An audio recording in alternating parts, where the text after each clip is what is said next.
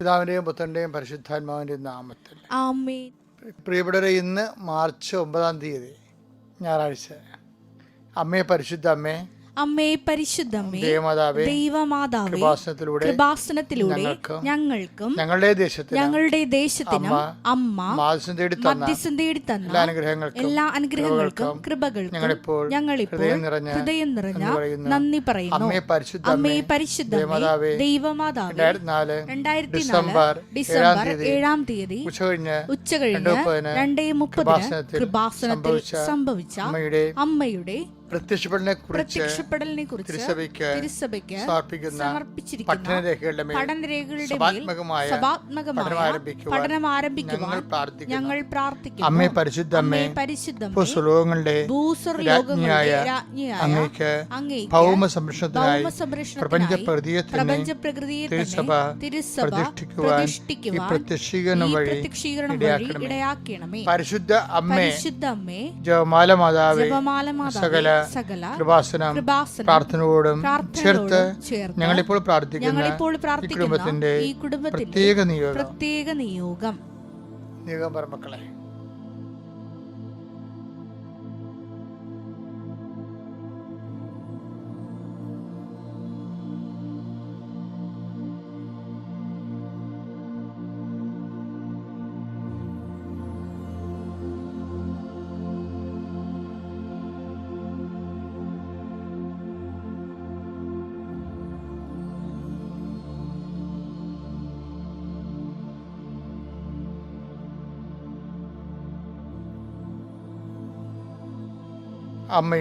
അമ്മയുടെ പ്രത്യക്ഷീകരണത്തിന്റെ അനുഗ്രഹവേളയിൽ ഞങ്ങൾക്ക് സാധിച്ചു തരുവാൻ കനിയണമേ.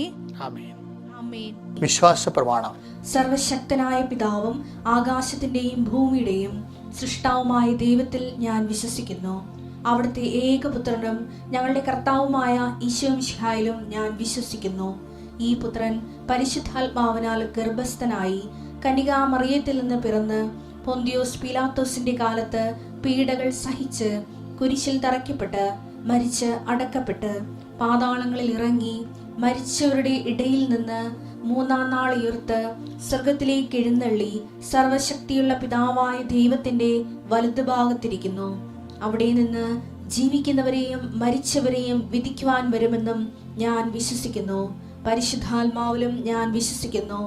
വിശുദ്ധ കത്തോലിക്കാ സഭയിലും പുണ്യവാന്മാരുടെ ഐക്യത്തിലും പാപങ്ങളുടെ മോചനത്തിലും ശരീരത്തിന്റെ ഉയർപ്പിലും നിത്യമായ ജീവിതത്തിലും ഞാൻ വിശ്വസിക്കുന്നു. ആമേൻ. സ്വർഗ്ഗസ്ഥനായ ഞങ്ങളുടെ പിതാവേ, അങ്ങയുടെ നാമം പൂജിതമാകണമേ. അങ്ങയുടെ രാജ്യം വരണമേ. അങ്ങയുടെ തിരുമനസ് സ്വർഗത്തിലെ പോലെ ഭൂമിയിലും ആകണമേ. അന്നു വേണ്ടുന്ന ആഹാരം ഇന്ന് ഞങ്ങൾക്ക് തരണമേ. ഞങ്ങളോട് തെറ്റ് ചെയ്യുന്നവരോട് ഞങ്ങൾ ക്ഷമിക്കുന്നത് പോലെ ഞങ്ങളുടെ തെറ്റുകൾ ഞങ്ങളോടും ക്ഷമിക്കണമേ. ഞങ്ങളെ പ്രലോഭനത്തിൽ ഉൾപ്പെടുത്തരുതേ, തിന്മയിൽ ഞങ്ങൾ രക്ഷിക്കണമേ. ആമേൻ. നന്മ നിറഞ്ഞ മറിയമേ, സ്വസ്തി. കർത്താവ് അങ്ങയുടെ കൂടെ സ്ത്രീകളിൽ അങ്ങ് അനുഗ്രഹിക്കപ്പെട്ടവളാകുന്നു. അങ്ങയുടെ ഉദരത്തിൻ ഫലമായി ഈശോ അനുഗ്രഹിക്കപ്പെട്ടവനാകുന്നു.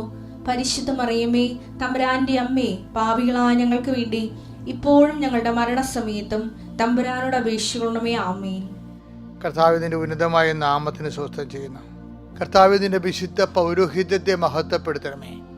കർത്താവെ, സഭയിലുള്ള സാന്നിധ്യം പ്രകടമാക്കണമേ. 39 വർഷം ഞാൻ അർപ്പിച്ച കൃപാനയുടെ യോഗ്യതയാൽ കൃപാസന അൾത്താറെ ജീവനോടെ പ്രത്യക്ഷപ്പെട്ട പരിശുദ്ധ അമ്മയുടെ മാധ്യസ്ഥത്തിലെ ഞാൻ മക്കളെ ഈശ്വരനാമത്തെ ആശീർവദിക്കുന്നു. കർത്താവ്, കുടുംബത്തിന്റെ ഇന്നത്തെ കഴിച്ചിലിന് ആവശ്യമായ ദൈവ അനുഗ്രഹം ഈ പ്രാർത്ഥന വഴി ഈ കുടുംബത്തിന് അങ്ങ് നൽകണമെന്ന് പ്രാർത്ഥിക്കുന്നു. ഈ കുടുംബം ഇന്ന് കർത്താവെ, ഈ വ്യക്തി ആരാണോ ഇപ്പോഴ് എവിടെ വെച്ചാണോ ഈ പ്രാർത്ഥന കൂടുന്നത്, ആ വ്യക്തി, ആ ദൈവത്തിന്റെ മകള്, ദൈവത്തിന്റെ മകൻ, ഈ ദൈവത്തിന്റെ ഭവനം ഇന്ന് അനുഭവിക്കുന്ന പ്രത്യേക പ്രയാസം, ഇന്ന് ഭയപ്പെടുന്ന പ്രത്യേകമായ ഒരു വിഷയം, ആ വിഷയത്തിൽ ദൈവികമായ തീരുമാനം ഉണ്ടാകാൻ 39 വർഷം ഞാൻ അർപ്പിച്ച കുർബാന ഇപ്പോഴാ മക്കൾക്ക് ജീവിത പ്രശ്ന പരിഹാരത്തിനായി ഈശോനാമത്തിൽ കാഴ്ചവെക്കുന്നു.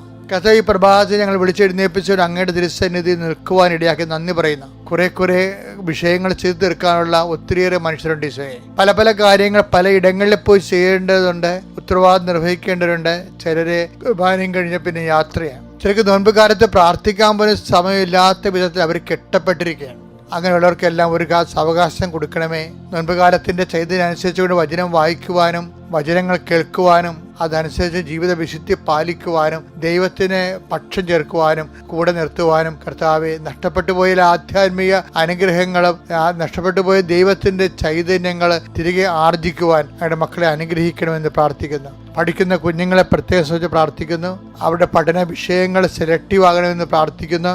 അവർ പഠിക്കുന്നതെല്ലാം അടുത്ത ദിവസങ്ങളിൽ വന്ന് അവരെ അതിനെ അതിജീവിക്കുവാനുള്ള നല്ല മാർക്ക് വാങ്ങി പാസ്സാകാനുള്ള പ്രത്യേക സാഹചര്യം ഒരുക്കണമെന്ന് പ്രാർത്ഥിക്കുന്നു. പഠനത്തിന് വിഖ്യാതമായി നിൽക്കുന്ന കുടുംബ വഴക്കുകൾ, സാഹചര്യങ്ങൾ, മറ്റു തരത്തിലുള്ള വിഷമതകൾ, അതിനേക്കാൾ ഉപരി കുടുംബത്തിന്റെ പല വിഷയങ്ങൾ, കമ്പനി ചെയ്യുന്നവരുണ്ട്, പ്രൊഫഷണലായിട്ടുള്ള ജോലികൾ ചെയ്യുന്നവരുണ്ട്, ഡോക്ടർമാരുണ്ട്, അങ്ങനെയുള്ളവരെല്ലാവരെയും അവരുടെ പ്രൊഫഷണൽ മേഖലകളിൽ ചെയ്യുന്നവരുണ്ട്, ഏജൻസികളുണ്ട്, അങ്ങനെയുള്ള എല്ലാവരെയും സമർപ്പിച്ച് പ്രാർത്ഥിക്കുന്നു. കർത്താവിന്റെ വലിയ കരുണ അവരേക്ക് ആവശ്യിക്കട്ടെ. കൂട്ടുകൂടി കളക്റ്റീവായിട്ട് ചെയ്യുന്ന ബിസിനസ്സുകളുണ്ട്, അതിൽ പടലപ്പിണക്കങ്ങളിലുണ്ട് കൊണ്ട് പലപ്പോഴും അവരെ കൂട്ടവസാനിപ്പിച്ചിട്ട് പിരിഞ്ഞിട്ട് ഒരാളുടെ തലയിൽ എല്ലാ കടങ്ങളും വരുന്നവരുണ്ട്. കടം വീട്ടി അത് ഏറ്റെടുക്കേണ്ട ആവശ്യങ്ങൾ വരുന്നവരുണ്ട്, അതിന് സമ്മർദ്ദങ്ങളുണ്ട്. ഇങ്ങനെ പലതരത്തിൽ മനസ്സ് പിരിമുറുക്കം കൊള്ളുന്നവരുണ്ട്. ഈശോയെ, അവരെല്ലാം നീ സന്ധിക്കണം പ്രാർത്ഥിക്കുന്നു. വീട് നഷ്ടപ്പെടാൻ പോകുന്നവരുണ്ട്, വീട് സ്ഥലവും ഒരുമിച്ച് നഷ്ടപ്പെടുന്നവരുണ്ട്. കർത്താവ് അത് വിൽക്കാൻ വേണ്ടി പരിശ്രമിക്കുന്നവരുണ്ട്. ഇങ്ങനെ വ്യത്യസ്തങ്ങളായ വിഷമതകളിൽ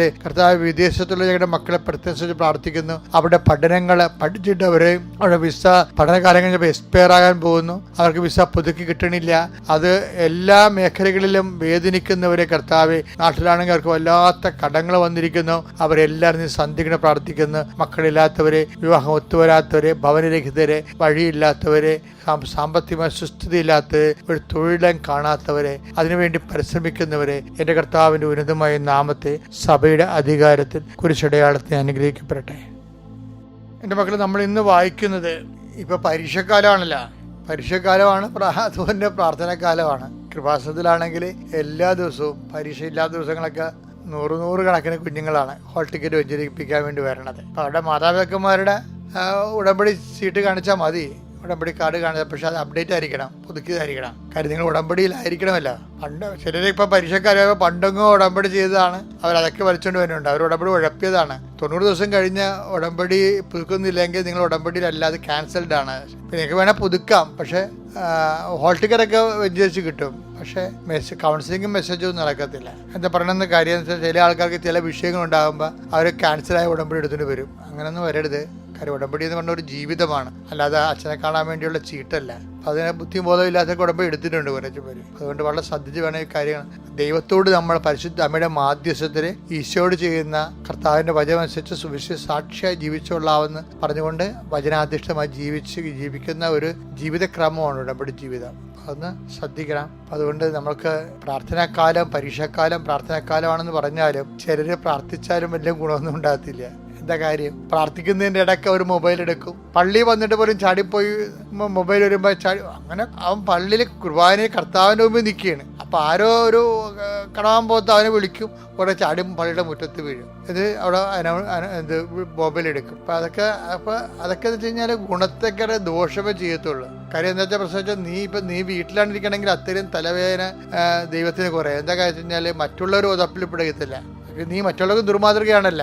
അതുകൊണ്ട് ദൈവത്തിന് സാക്ഷിയായിട്ട് ജീവിക്കാൻ നോക്കണം. അത് തമാശനെ പെട്ടെന്ന് പറഞ്ഞതേ ഉള്ളൂ. ഞാൻ ഇപ്പോൾ പറയാൻ പോണ വിഷയം അതൊന്നുമല്ല. ഐസയുടെ പുസ്തകം നമ്മൾ വായിക്കാം. ഐസയ 29:8. സിയോൻ പർവ്വതത്തിനെതിരെ യുദ്ധം ചെയ്യുന്ന ശത്രു സമൂഹം ഭക്ഷിക്കുന്നതായി സ്വപ്നം കണ്ടിട്ട് ഉണരുമ്പോൾ വിശക്കുന്നവനെ പോലെയും കുടിക്കുന്നതായി സ്വപ്നം കണ്ടിട്ട് വരണ്ട തൊണ്ടയുമായി ഉണരുന്നവനെ പോലെയും ആകും. ഇതെന്ന് പറയുന്നത് നോൻപ് കാലം എന്നൊക്കെ അറിയാല്ല, ഉപവാസത്തിന്റെയും പ്രാർത്ഥനയുടെയും കാലമാണ്. പക്ഷെ ചില പ്രാർത്ഥനകൾ പാളിപ്പോകുന്നുണ്ട്. പ്രാർത്ഥനയുടെ ഇടയ്ക്ക് ഇതുപോലെ ഞാൻ മുമ്പ് പറഞ്ഞ മൊബൈൽ പോലെയുള്ള സംഭവങ്ങൾ എടുക്കുകയും ഇനി ഒന്നും എടുത്തില്ലേ പോലെ പരവിചാരം കൊണ്ടിരിക്കുകയും ചെയ്യത്തില്ലേ. അപ്പോൾ അവർ പ്രാർത്ഥിച്ച് കഴിയുമ്പോൾ അവർക്ക് സംഭവിക്കുന്നത് എന്താണ്? ഭക്ഷിക്കുന്നതായിട്ട് സ്വപ്നം കാണും, പക്ഷെ എഴുന്നേൽക്കുമ്പോൾ വിശക്കുമെന്ന്. അതിന് ചില പിള്ളേർക്കും ഉണ്ട്. പഠിക്കുന്നതിൻ്റെ ഇടയ്ക്ക് അവർ റീല് കാണും. പരീക്ഷയ്ക്ക് പഠിക്കണേ, പേര് കോമഡി കണ്ട് ഇളിച്ചോണ്ടിരിക്കും, പിന്നെയും പഠിക്കും. 1 മണിക്കൂർ കഴിഞ്ഞ് പഠിച്ചു നോക്കുമ്പോൾ ഒന്നും ഓർക്കത്തില്ല. അതാണ് ഈ പറയണത്. എന്താണ് അവർ രണ്ടാമത് പറയുന്നത്? എന്താ പറയണത്? അതായത് കുടിക്കുന്നതായിട്ട് സ്വപ്നം കാണും. സ്വപ്നം മാത്രമാണ്. ഈ പല വിചാരത്തോടെ പ്രാർത്ഥിക്കുന്നതും പല കാര്യങ്ങൾ കണ്ടുകൊണ്ട് ഇടയ്ക്ക് പഠിക്കുന്നതും എല്ലാം ശരിക്കും പറഞ്ഞാൽ കുടിക്കുന്നതായിട്ട് സ്വപ്നം കാണുന്നവരാണ്. കഴിക്കുന്നതായിട്ട് സ്വപ്നം കാണും, പക്ഷേ എഴുന്നേക്കുമ്പോൾ വിശക്കും. ബൈബിളിൻ്റെ രസം, എക്സ്പ്രഷൻസ് ഓഫ് ദി ബൈബിളേ ഭയങ്കര രസം. നമ്മുടെ ജീവിതം ശരിക്കും ഇങ്ങനെ പോസ്റ്റ്മോർട്ടം ചെയ്ത് തരും ഇങ്ങോട്ട്. ഇപ്പം നീ ഏത് നിൻ്റെ സ്റ്റാറ്റസ് എന്താണെന്ന്. പ്രാർത്ഥനാ കാലം എന്ന് പറയുമ്പോൾ പല വിചാരം നിർത്തിയിട്ട് പ്രാർത്ഥനയിൽ ഏകാഗ്രത ഉണ്ടാകണം. അത് നമ്മുടെ ഭാഗത്തുനിന്ന് ബോധപൂർവമായ ശ്രമം ഉണ്ടാകണം.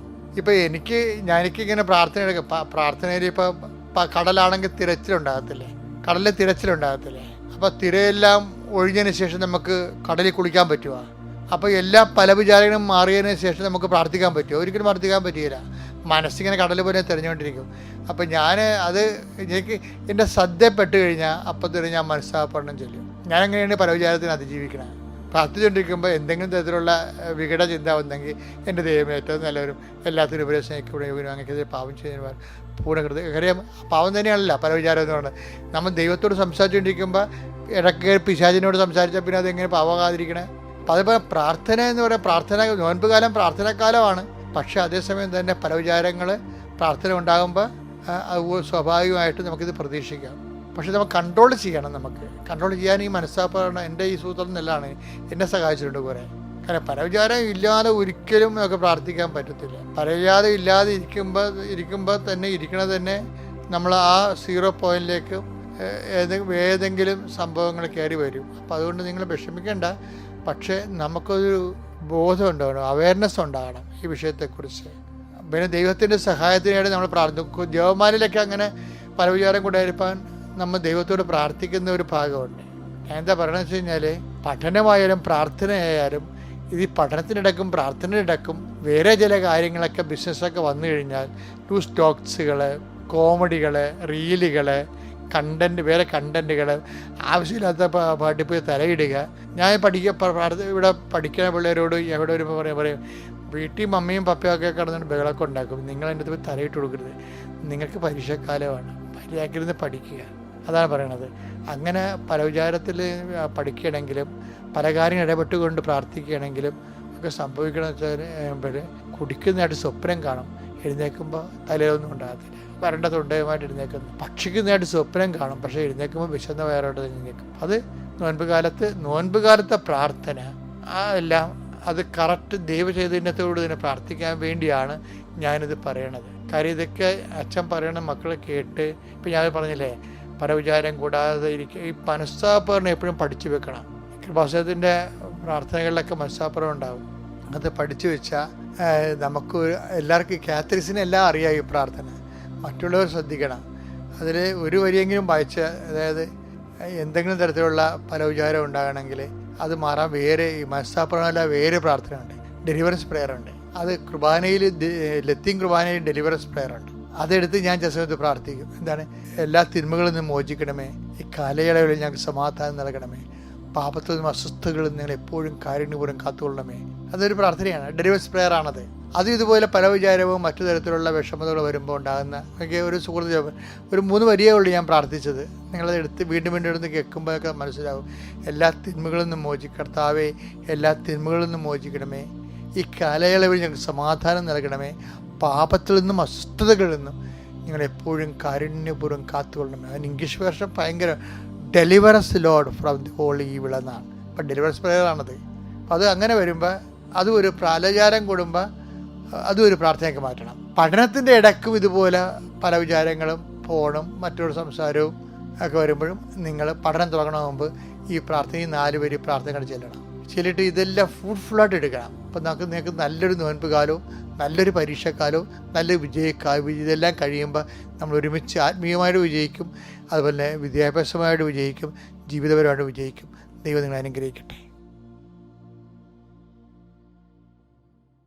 അത്യപൂർവ ദൈവാനുഭവങ്ങൾ ഇനി നിങ്ങൾക്കും സ്വന്തം. ഈ യൂട്യൂബ് ചാനൽ ഇതുവരെ സബ്സ്ക്രൈബ് ചെയ്തിട്ടില്ലെങ്കിൽ ഇപ്പോൾ തന്നെ സബ്സ്ക്രൈബ് ചെയ്യുക. ഈ വീഡിയോ ഇപ്പോൾ തന്നെ നിങ്ങളുടെ സുഹൃത്തുക്കൾക്ക് ഷെയർ ചെയ്തുകൊണ്ട് കർത്താവിന്റെ പ്രേക്ഷിതരാകുക.